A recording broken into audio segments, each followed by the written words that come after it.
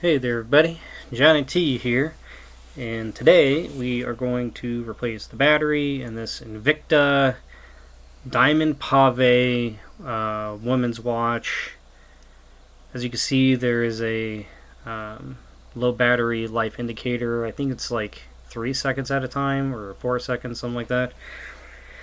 And yeah, we got to replace the battery. Now this was my wife's. I've replaced the battery in this watch many times, and here I am doing it again.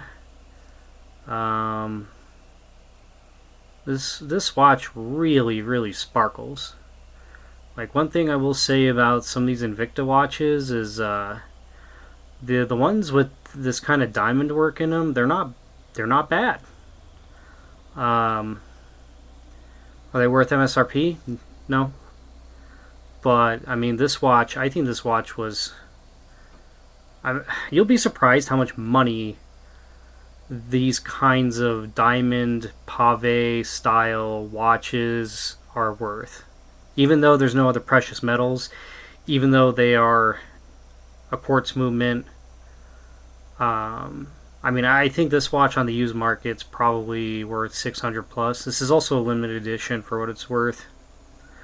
Probably isn't much because considering it's an Invicta, but yeah. So this watch also has one of the coolest, most interesting bracelets I've ever seen.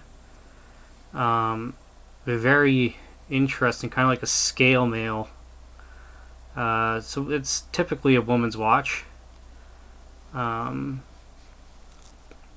really kind of crazy. It kind of matches the diamond pave of the watch face in a lot of ways. The way that these are kind of faceted and will play with light in all these different ways. Not too dissimilar from this. So very flashy watch. Polished tops on these so that we don't want this to be uncomfortable. Very smooth, very nice. It's dual deploy. We got Invicta right there. It's kind of a pain to take off and put on, but yeah, these are quite tight. And then the back, got Swiss Diamond model 2972.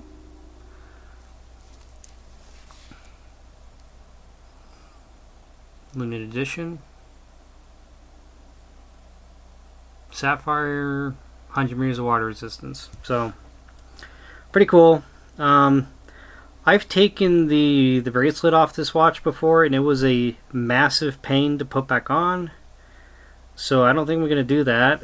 I think I'm just gonna try and get to it through the top. How am I gonna do this? I think I should just. I used to have a 2-prong case back remover. I don't know what happened to it. Oh, here it is. Right now. So, this is like the worst watch case back remover on the planet. These things suck. Don't really recommend them because of this problem right here. See how much they flex? It's because this one's made out of plastic. If you do buy one of these, make sure you get the one made out of metal, because this is just unacceptable. It flexes so much that it makes breaking a case back almost impossible. So, but on watches that I've already worked on, it's fine because I don't put my case backs on super tight. So it's good for this kind of stuff, but for any other kind of work, I really just cannot recommend these. I mean, you can't get the right leverage. They're just not well made. They are flimsy. I mean, I can't speak for any of them that are actually made out of metal, which I don't even know if any of these are, to be honest. I figured they must be, because I could have sworn Like, I bought this one on AliExpress, and I could have sworn from the photos, it looked like it was made out of cast iron.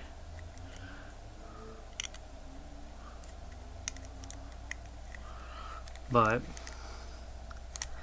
yeah, this is super easy to take off.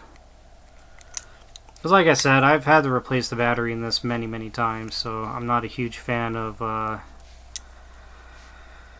having to over tighten this and try and get it off. These indents are also like ultra shallow. Like this watch back, case back is actually a nightmare to work on if it's tight. I think that's gonna work. Yep. Okay, so the watch inside of the case back is this information. This is not me. I bought it with these markings. Get a better look at that case back if we want. Very cool, very cool. Okay.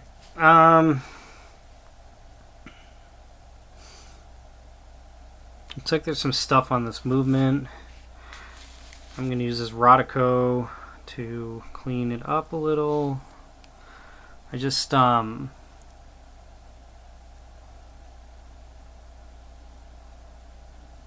like there's some crap on there. So I'm going to go ahead and try to clean that up.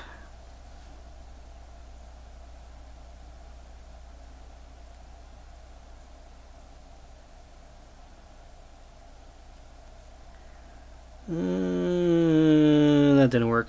That's fine. Okay, so what we need to do, there is a screw right there. I don't have to take it off completely. I just have to loosen it so I can move the battery tab to the side. So that is what I'm going to do. I do need a pretty good flathead for this. And I do believe this is what that is. Yep. Alright, good. Which way should I move this? Perhaps the other way? Let's loosen it up a bit more. Yep, there we go. So, you know, just move it out of the way. And we now have access to battery. And this movement is a Ronda of some kind. Not entirely sure what model this Ronda movement is specifically. Although I'd be curious to know because I can't remember. No, this is the right battery size. It's a Ronda 5 joule.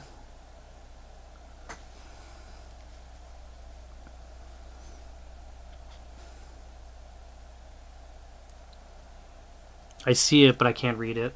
1 second.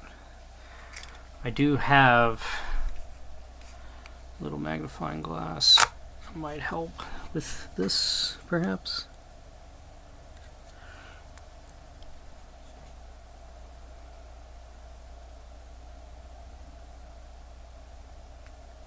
.763. Ronda 763. Does that sound right?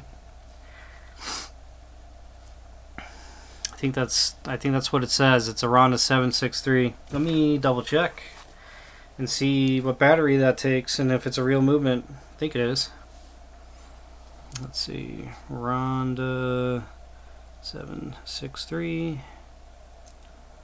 Yep. Yep. That's legit. Cool. Okay. Let's see what battery it takes.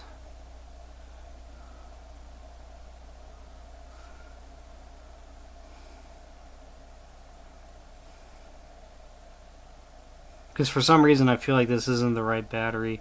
It's a 364 is what it takes. Okay. Is this going to fit in a 364 slot? Let's find out. No. I knew it. This isn't the right battery. It's bigger than it's supposed to be. Right on. I had a feeling. Okay. So it's a bit taller than it's supposed to be. I must have compromised somewhere. Let's get a real one in the actual size. If I have one. 364. That's going to be pretty small. Let's try. Yeah, I think they should be in this right here. 364. Hey, we do have 364s now. Cool. So I must have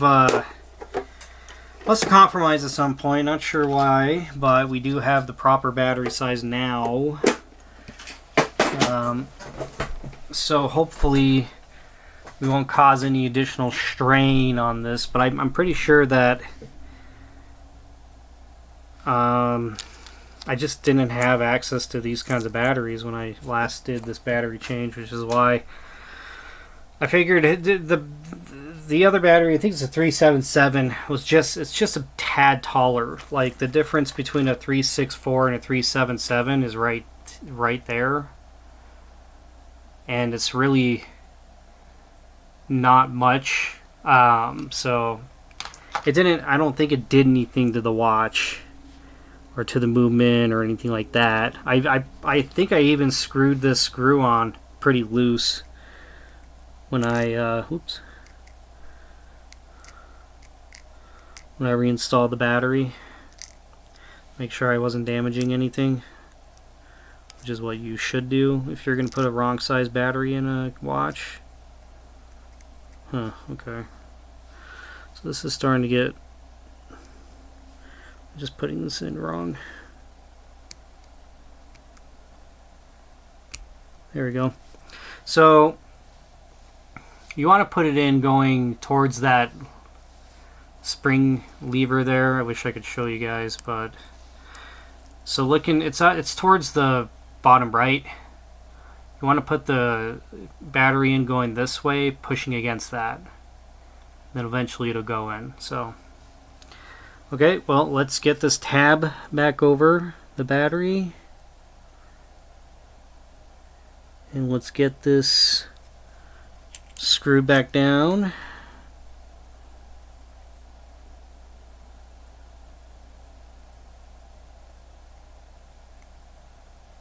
Get that centered. Every time you turn the screw, the tab is going to go in the direction you're screwing down, so just keep that in mind.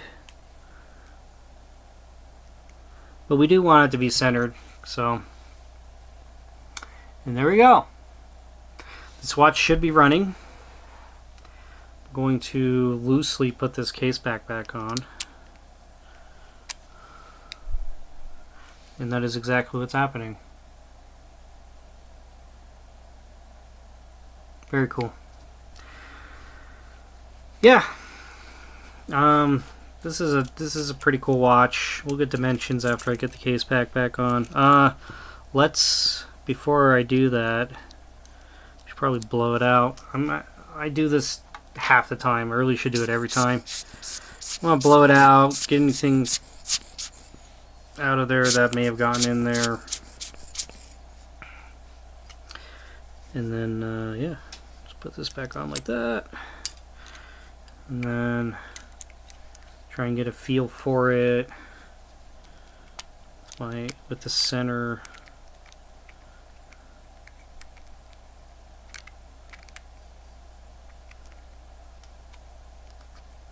Here we go. I think the threads on that are starting to go in, I think, maybe.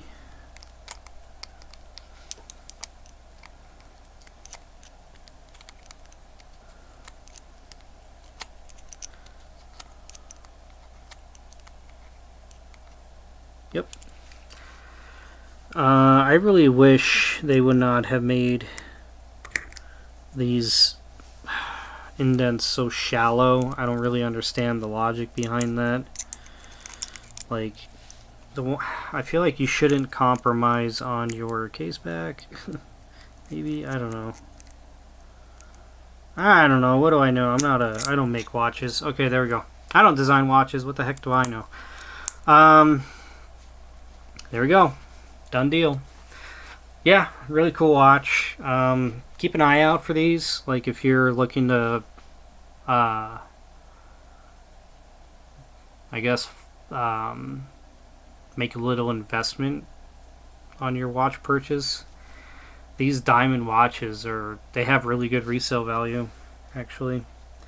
I think people just like wearing diamonds more than they do having a mechanical movement. Some people, anyways. Diamonds and precious metals mean more to them than a mechanical movement and a good watch brand. So, I can't. I mean, can you blame them though? I mean, this really is quite nice, and those are all diamonds. Like this thing has hundreds of diamonds in it. I think. Is that right? Maybe 100 and something, perhaps. But there is a lot of little diamonds that have been set in this, and this takes a long time to do. I mean, this isn't.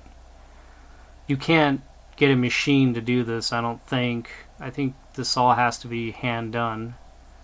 So, this takes a lot of time, which is why watches like this are worth probably, $2,600. I think is probably the MSRP on this, because of how much time it takes to painstakingly put every single one of these diamonds in this. And you could tell they're real diamonds because when you run your finger across them, you could just feel the texture. And looking at it, like you could tell that each one of these is a individual diamond that's set with 4 prongs. So. I mean, it's nice, It's like it's really turning a watch into a piece of jewelry at that point, right? Like a typical piece of jewelry made out of precious metals and precious stones or semi-precious stones and stuff like that. So, yeah, Invicta makes some pretty cool watches. You just gotta read into the. You got to read past the Invicta logo on the watch in order to see it for its true potential sometimes. Some Invicta watches use Valjoux 7750 movements, for instance, and they actually have some really cool mechanical chronographs out there. And they're pretty cheap too. They're some of the most affordable mechanical chronographs you can get if you look hard enough. Same with Beluva. The Beluva Gemini Swiss Swiss Gemini watches are some of the cheapest Valjoux 7750 movement watches you can get on the market. So, dimensions, right? I almost forgot. I've been ranting about other watches. Okay, so case size is about 30 millimeters. If you include the crown in this little chunk that's sticking out on this end, I mean, we're looking at 36.7. Lug to lug is 38. Not bad. Not a bad size at all. Thickness is about 12.7. And the lug width on this is 19 millimeter. One of the features I forgot to mention about this watch is the domed sapphire crystal, like you've never seen. And it causes this magnifying effect on all of these diamonds. And it's kind of a bubble effect. Extremely cool. This is a really cool watch, like honestly. Despite the fact that it's an Invicta. And yeah, this watch, like I said, I think it's worth, I don't know, probably $600 on the used market. We'll see. But see if my wife still wants to hold on to it or not. She hasn't worn it in a while, so anyways. Thanks for watching. If this was interesting, like it, subscribe it. Thank you. Have a good day.